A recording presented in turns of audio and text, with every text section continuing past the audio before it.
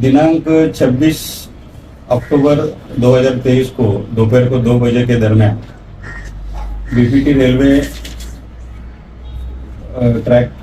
Engine के driver दीपक सोनाले इन्होंने police station Wadala में एक खबर दी कि बीपीटी गेट नंबर 4 और 5 के दरमियान ट्रैक का इंस्पेक्शन करते समय उन्हें एक जली हुई लाश मिली है। ये बात खबर मिलते ही हमारे वडाला पुलिस स्टेशन के टीम वहाँ गई तो एक अंदाजन 40 से 50 उम्र की महिला की पूरी जली हुई लाश वहाँ हमें दिखी। हमें और वरिष्ठ अधिकारियों को वहाँ बुलाया गया, पंचनामा करके वो लाश को ताबे में लिया गया। लाश इतनी बुरी तरह जली हुई थी कि उसको पहचानना यह हमारे लिए सबसे बड़ा मुश्किल काम था।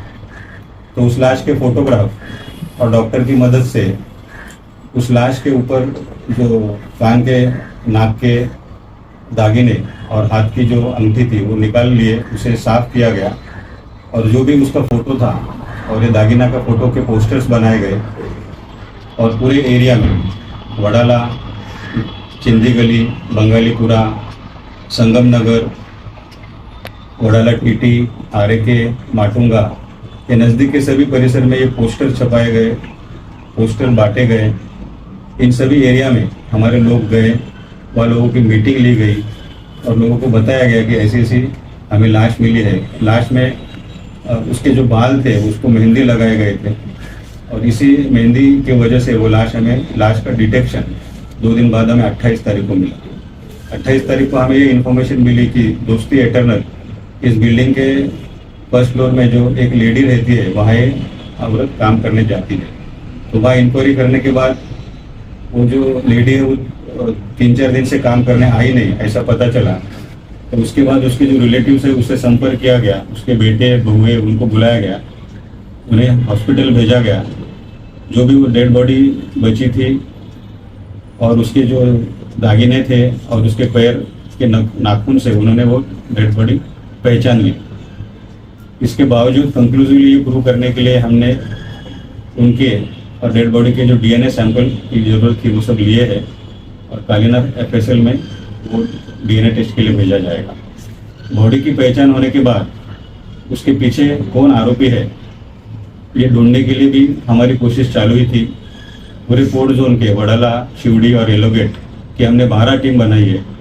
इसमें पुलिस इंस्पेक्टर, इसमें एसीपी बीसे साहब, सीनियर इंस्पेक्टर जादव साहब और पुलिस स्टेशन वडाला के डिटेक्शन ऑफिसर खाटमोड़े साहब, रनौरे साहब, पुलिस स्टेशन वडाला के और ऑफिसर एसआई गारोळे मैडम, इसके अलावा शिवड़ी पुलिस स्टेशन के खुड़े साहब, वडाला पुलिस स्टेशन के जगदाले साहब,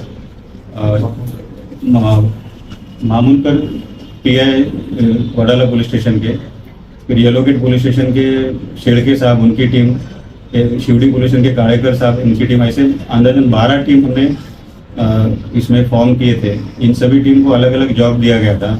हर इलाके में जाके उस महिला की जो तस्वीर हमने हासिल की थी एक बार आइडेंटिफाई होने के बाद उसको दिखाया कहाँ कहाँ गई थी। उस हिसाब से तांत्रिक विश्लेषण और ह्यूमन इंटेलिजेंस इस आधार पर हमें ये पता चला कि जिंदी गली के परिसर में 24 तारीख को शाम को 6 बजे के दरमियान वो दिखी थी। तो इंटेंसली उस अंदाजन 101 झोपड़पट्टी को सर्च किया गया, वहाँ लोगों की पूछताछ की गई और गोपनीय इंफॉर्मेशन से हमें ये पता चला कि ये जो आरोपी है जिसे हमने अरेस्ट किया है उसके घर में वो 6 बजे गई थी। आरोपी को विश्वास में लेके पूछताछ की गई तो उसने अपना गुनाह कबूल किया। चोरी करने के उद्देश्य से जो उसने कान में बालियाँ पहनी थी उसकी चोरी करने के उद्देश्य से उसने उसको मारा और वो मर जाने के बाद उसने उसको गोली में भर के उसी के घर के पहले मंजिले से खिड़की में से उसने गोली बाहर फेंकी और अंधेरा होने के बाद वापस वो वहाँ गया और गोली को दूर ले गया ताकि उस पर कोई शक ना आए और बाद में उसने वो गोली को जला दिया, ऐसा उसने कबूल किया है।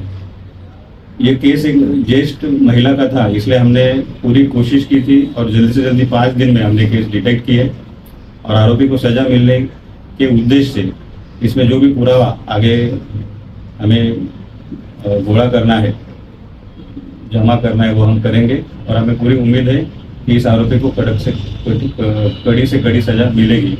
जो महिला थी जो पहचान की गई है उसका नाम शुभरबी हुसैन मुल्ला है और जो आरोपी है जो अरेस्ट हुआ है उसका नाम मोहम्मद फैज रफीक सैयद है जो भी शहीद भगत सिंह नगर चिंदी गली उसी परिसर का रहने वाला है। तो इसमें जिस डेड बॉडी का को पहचानना मुश्किल था, इस बुरी तरह जली हुई थी, उस डेड बॉडी की पहचान करना और उसके बाद आरोपी को पकड़ना, ये 4 या 5 दिन में जो काम किया है वो हमारे जोन के सभी अधिकारियों ने, जिसका मैंने नाम लिया, बहुत बढ़िया काम किया है। उनको हम आवश्यक रिवार्ड देने वाले हैं और गुनाह भी अच्छी तरह से तपास होगा और आरोपी को सजा मिलेगी, इसके लिए भी हम कटिबद्ध हैं। सर, आरोपी मोडाउन क्या रहा है? क्या वो काम कर रहा था? कहाँ था? आरोपी पहले एक हाउसकीपिंग का काम करता था, लेकिन पिछले 8 महीने से वो कोई काम पर नहीं था, वो बेरोजगार था। तो इसलिए उसको आर्थिक अड़चन थी और वो महिला का उसके घर के सामने से रोज आना जाना था।